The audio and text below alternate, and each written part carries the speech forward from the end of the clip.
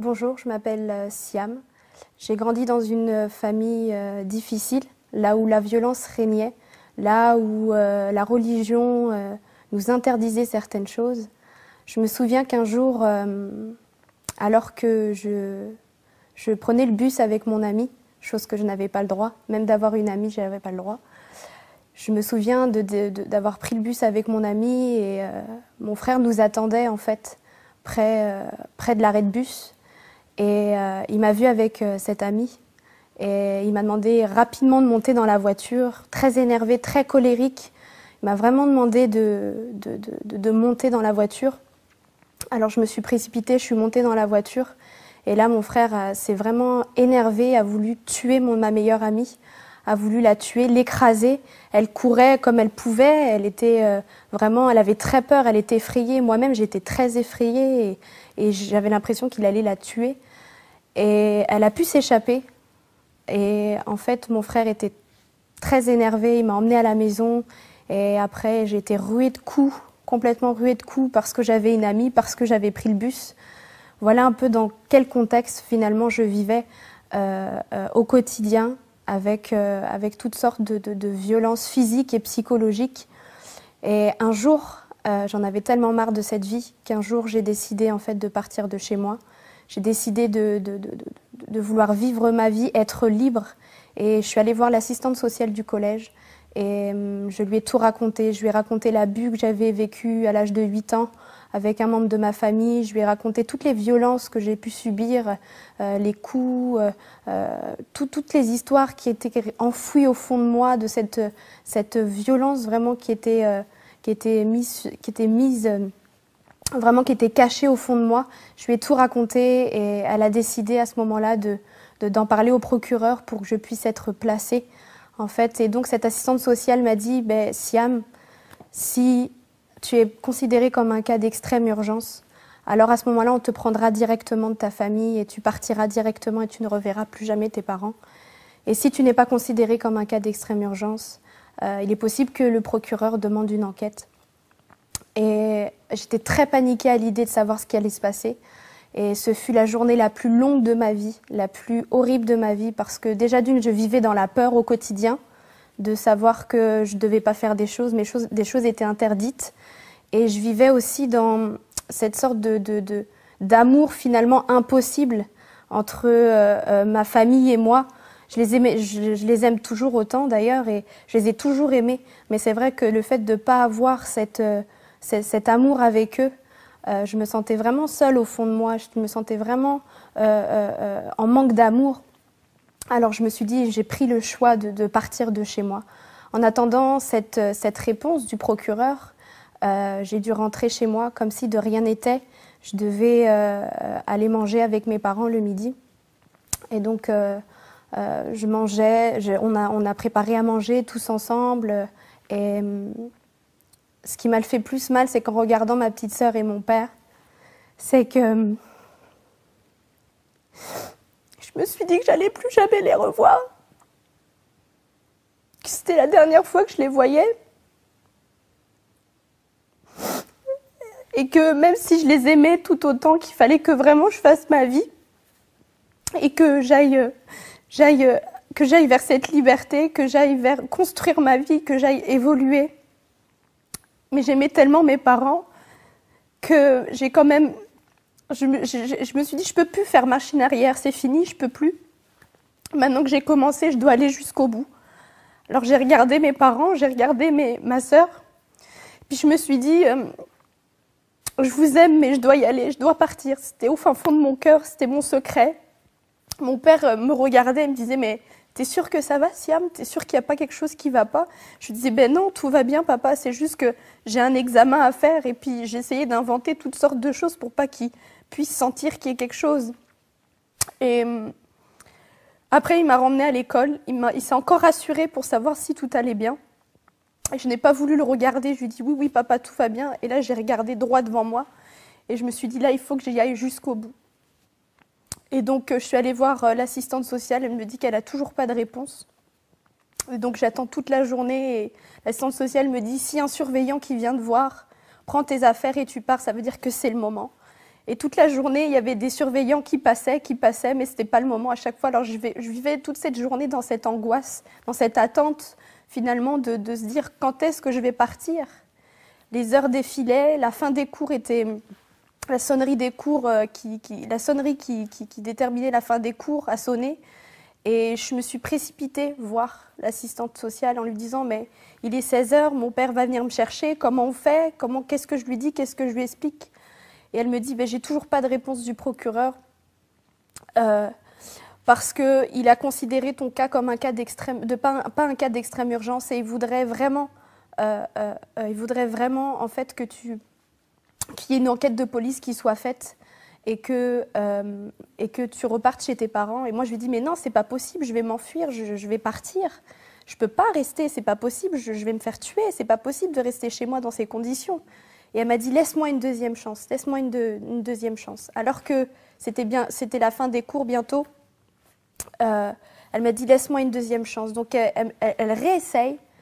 Et donc finalement, elle obtient finalement ce cas d'extrême urgence et la brigade des mineurs était censée venir pour venir me chercher, mais bon, il y a un laps de temps pour. Et dans cette attente-là, il fallait retenir mon père qui arrivait pour venir me chercher. Il fallait rassurer mon père. Et donc la CPE, ce jour-là, a rencontré mon père en lui disant, voilà, votre fille est en examen, vous inquiétez pas si elle reste beaucoup plus longtemps que prévu, je pense qu'elle sortira vers 17 h. Alors mon père était dans cette attente-là, mais il sentait qu'il y avait quelque chose qui n'allait pas, alors il est retourné à la maison.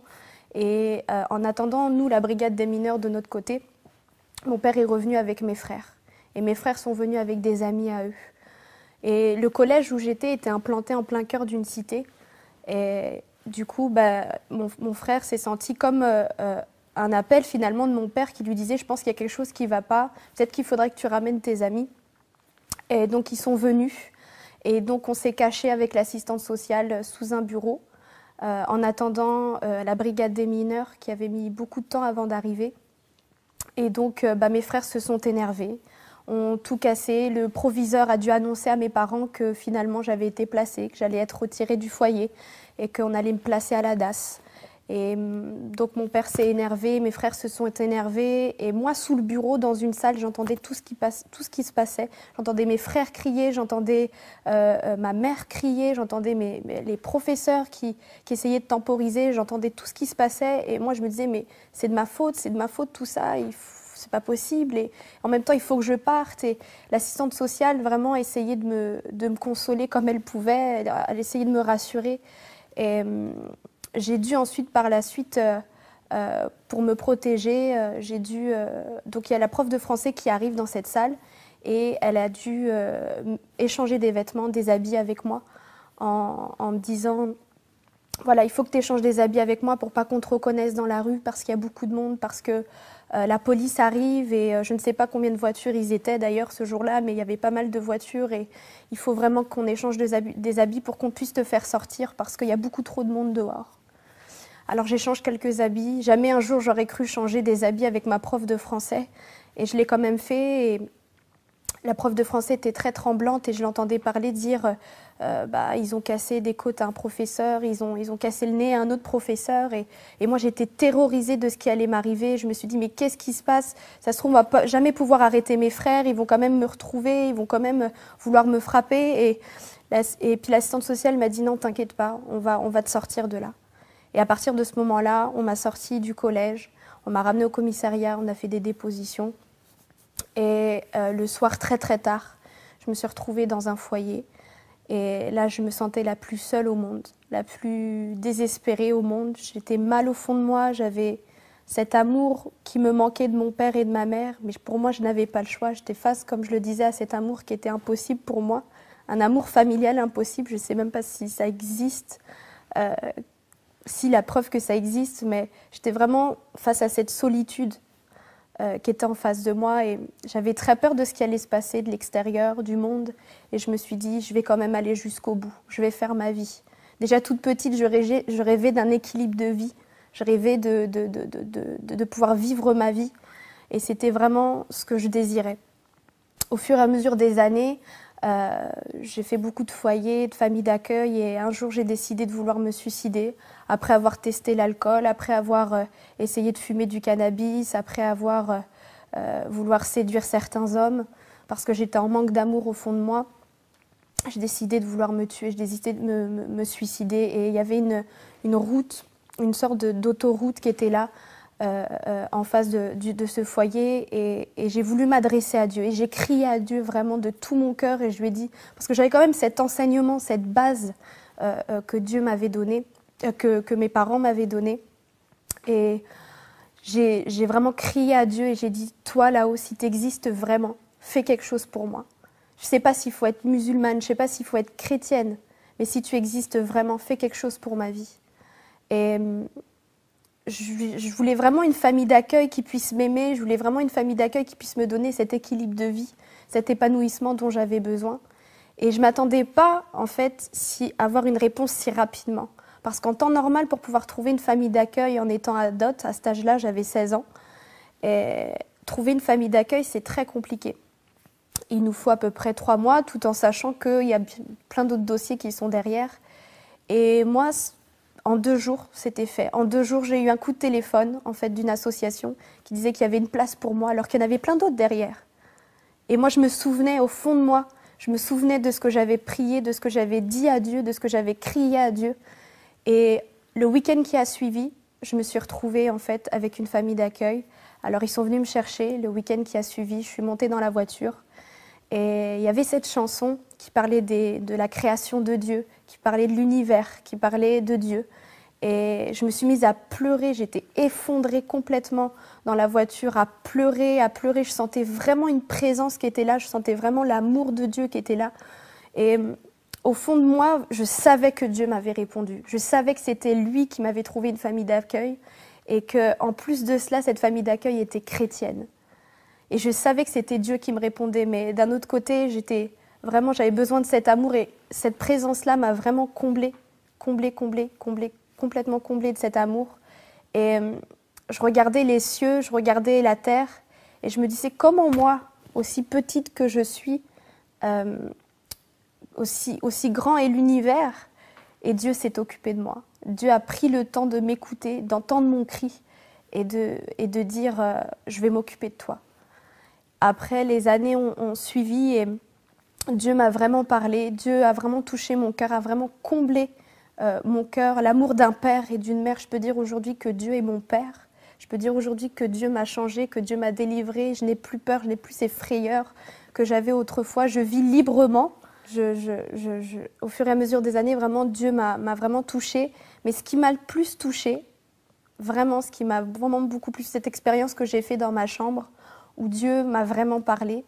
Je me suis dit que j'allais réessayer de parler comme je l'avais fait pour ma famille d'accueil, pour avoir une famille d'accueil, et je l'ai fait. Et à un moment donné, je me suis trouvée folle. Je me suis dit, je parle à un mur, je parle à un Dieu qui parle, parce que pour moi, c'était impossible que Dieu puisse parler. Et j'ai réessayé, j'ai prié, j'ai commencé à vouloir dire, à vouloir parler. Et puis après, j'ai arrêté. J'avais demandé une Bible, en fait, à ma famille d'accueil pour essayer de connaître, essayer de comprendre ce qu'ils vivaient. Et c'est comme si qu'une petite voix au fond de moi me disait « Va dans le psaume 143 ».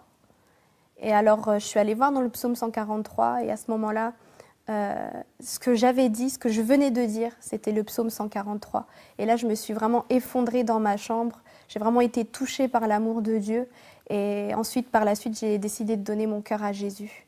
Je savais que Dieu me parlait, je savais que Dieu avait quelque chose pour ma vie. Et j'ai décidé de rentrer pleinement dans les projets qu'il a formés sur ma vie. Et depuis, je suis libérée de tout fardeau, de toute frayeur. Je suis libre en Jésus. Et je peux dire aujourd'hui, merci Seigneur, merci de ce qu'il est venu vraiment transformer ma vie, me combler de cet amour d'un père et d'une mère. Je n'ai jamais manqué de l'amour d'un père et d'une mère. Dieu l'a toujours comblé. Dans les moments les plus difficiles, Dieu était là. Et vraiment, je décide aujourd'hui de rentrer pleinement dans les projets qu'il a formés sur ma vie, car lui seul connaît les projets qu'il a formés sur nous, projets de paix et non de malheur, afin de nous donner un avenir et de l'espérance.